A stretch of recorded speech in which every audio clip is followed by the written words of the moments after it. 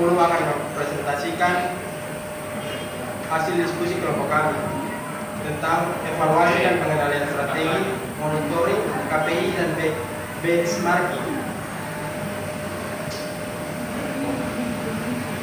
Yang pertama, rumusan masalah. Rumusan masalah yang pertama yaitu apa yang dimaksud dengan evaluasi dan pengendalian strategi.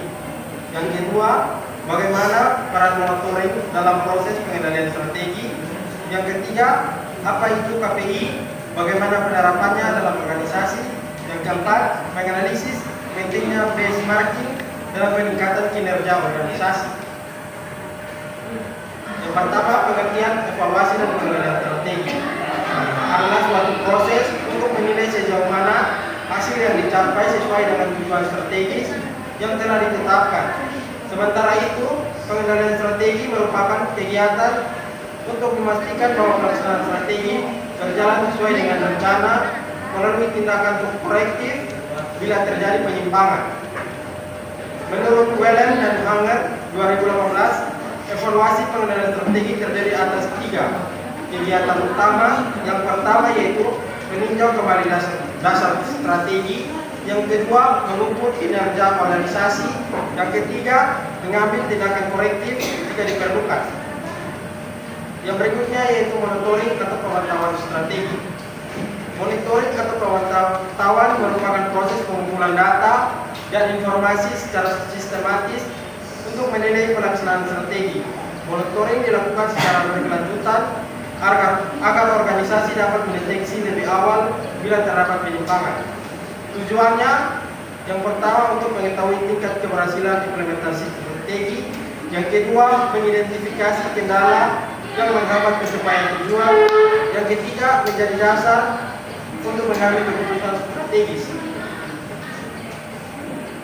Yang berikutnya, langkah-langkah monitoring. Yang pertama yaitu menentukan indikator kinerja. Yang kedua, mengumpulkan data secara berkala. Yang ketiga, menganalisis hasil pemantauan. Yang keempat, menyusun laporan monitoring untuk tindak lanjut. Yang berikutnya yaitu Key Performance Indicator atau KPI. Adalah kinerja utama dalam alat ukur yang digunakan untuk menilai keberhasilan suatu organisasi dalam mencapai sasaran strategis. KPI bersifat SMART, Basic, Menstrual, Affiliated, dan Relevan, Time Bound, yang berarti harus jelas, terukur, realistis, relevan, dan memiliki batas waktu tertentu. Contoh KPI berdasarkan bidang keuangan yaitu pertumbuhan pendapatan, margin, laba bersih. Yang kedua, pelanggan, peningkatan kepuasan pelanggan, retensi pelanggan. Yang ketiga, proses internal, efisiensi operasional, waktu penyelesaian proyek. Yang berikut, pembelajaran C, pertumbuhan, peningkatan pelatihan karyawan, inovasi produk. KPI berfungsi untuk memberikan arahan, motivasi karyawan, dan menjadi sasaran evaluasi kinerja strategi organisasi. Selanjutnya ada benchmarking. Benchmarking adalah proses membandingkan kinerja, proses atau produk organisasi dengan organisasi lain yang dianggap terbaik di bidangnya atau best practice. Tujuannya adalah untuk menemukan celah kinerja atau performance gap dan mengidentifikasi cara untuk memperbaiki atau meningkatkan kinerja organisasi. Ada beberapa jenis-jenis benchmarking. Yang pertama, internal benchmarking. Ialah untuk membandingkan antara unit atau divisi dalam satu organisasi. Lalu ada competitive benchmarking untuk membandingkan dengan pesaing langsung. Ada fungsional benchmarking, membandingkan dengan organisasi lain dalam fungsi serupa. Dan terakhir ada generic benchmarking, untuk membandingkan dengan organisasi dari industri berbeda tetapi dengan proses yang mirip. Ada 5 tahapan benchmarking, yaitu menentukan area yang akan dibandingkan, kedua mengidentifikasi organisasi berbanding, ketiga mengumpulkan data dan menganalisis perbedaan, yang keempat menentukan strategi peningkatan kerja, dan kelima menerapkan dan memantau hasilnya. Kesimpulan, evaluasi dan pengendalian strategi merupakan tahap penting dalam manajemen strategi. Untuk memastikan bahwa strategi organisasi tetap efektif dan relevan terhadap perubahan lingkungan. Lalu ada monitoring yang berperan sebagai sistem pemantauan berkelanjutan. KPI menjadi alat untuk ukur kinerja dan benchmarking menjadi pembanding terhadap standar terbaik. Kombinasi ketiganya memastikan organisasi dapat beradaptasi, memperbaiki kelemahan, dan mempertahankan keunggulan kompetitif. Terima kasih, sekian dari kami. Mungkin dari teman-teman ada yang mau bertanya, dipersilakan. Baik, saya mau bertanya, apa perbedaan antara pengendalian operasional dan pengendalian strategi? Terima kasih. Saya akan bertanya kepada Jakobi Sundono, jelaskan hubungan antara evaluasi strategi dan pengendalian strategi. Baik, saya ingin bertanya di bagian monitoring. Bagaimana monitoring atau pemantauan strategi bekerja pada sebuah perusahaan untuk mengetahui tingkat keberhasilan implementasi strategis dengan langkah-langkah yang ditentukan. Yang pertama ada menentukan indikator kerja. Nah, itu bagaimana cara mereka menentukan indikator kerja? Saya akan menjawab pertanyaan dari Putri Bana, yaitu apa perbedaan antara pengendalian operasional dan pengendalian strategi. Pengendalian operasional yaitu berfokus pada kegiatan area dan efisiensi proses seperti kualitas produk, penggunaan bahan baku, dan kepatuhan prosedur. Pengendalian strategis, sedangkan pengendalian strategis berfokus pada jangka panjang, yaitu memastikan bahwa strategi yang dipilih telah berjalan sesuai arah dan membantu mengidentifikasi perubahan lingkungan yang memerlukan penyesuaian strategi perusahaan. Sekian dan terima kasih. Oke, baik, saya akan menjawab pertanyaan kedua dari saudara Erikson Masnero, yaitu jelaskan hubungan antara evaluasi strategi dan pengendalian strategi. Evaluasi strategi itu yaitu memberikan informasi mengenai apakah strategi efektif, sedangkan pengendalian strategi yaitu memastikan strategi berjalan sesuai arah dan membantu penyesuaian saat dilakukan.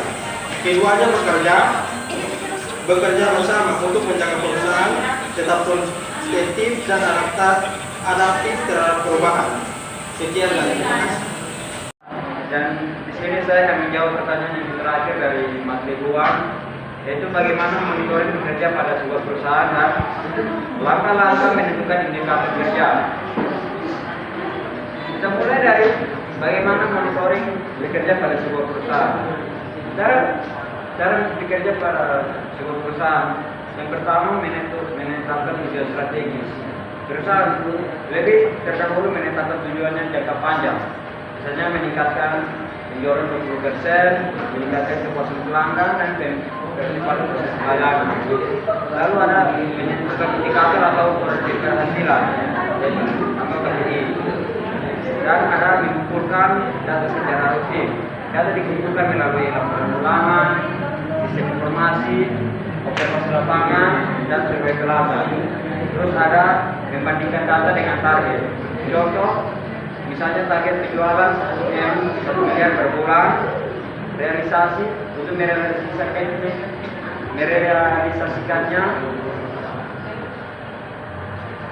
harus dari 850 juta, artinya 85% dari target. Menganalisis penyebab, jika tidak tercapai perusahaan mencari penyebabnya, misalnya proses lambat, promosi tidak efektif, atau SDM kurang. Lalu ada memberikan tindakan korektif, seperti menambah tim pemasaran, memperbaiki kualitas produk, dan menambah budget iklan agar iklan lebih menarik dan mendapat banyak pembeli.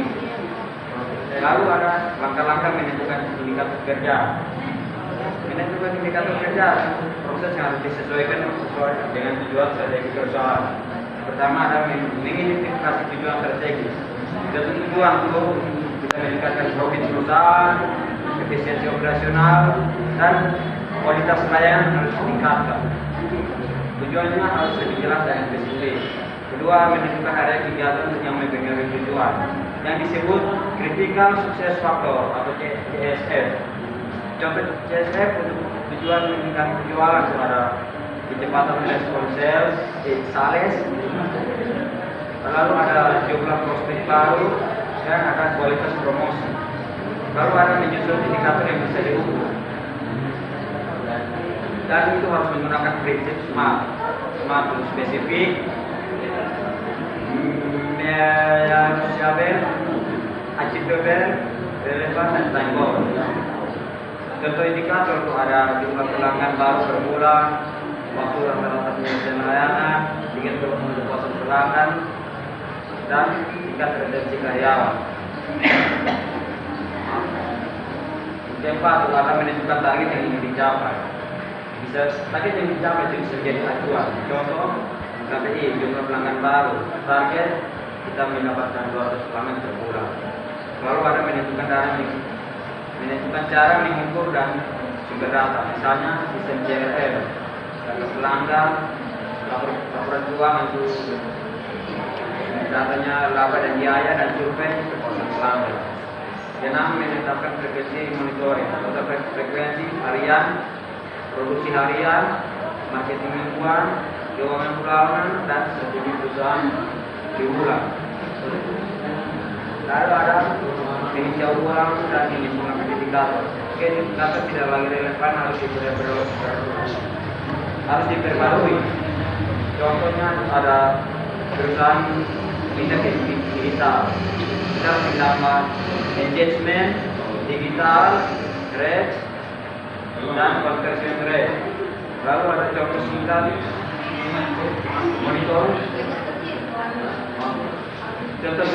monitoring dan penentuan KPI. Tujuan strategis untuk meningkatkan kepuasan pelanggan dalam 6 bulan. KPI ditentukan dari customer satisfaction score, target minimal 4/2/5. Respon time customer service, target di bawah 10 menit. Dan ada net promoter score, target kurang lebih 30.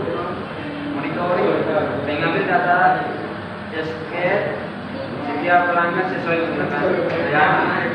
Lalu ada menganalisis waktu respon pelanggan, ada mengumpulkan supaya NPS tiap akhir bulan, membandingkan hasil dengan target dan melakukan perbaikan hasil jika hasil menurun.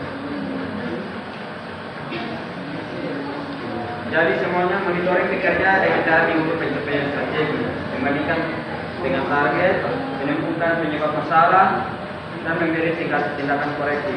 Dan kalau indikator kerja atau KPI itu ditentukan melalui proses yang sistematis, mulai dari perhitungan tujuan, menemukan faktor penting keberhasilan, membuat ukuran yang bisa dihitung, menentukan target, dan sampai mengevaluasi secara berkala. Paham? Puas?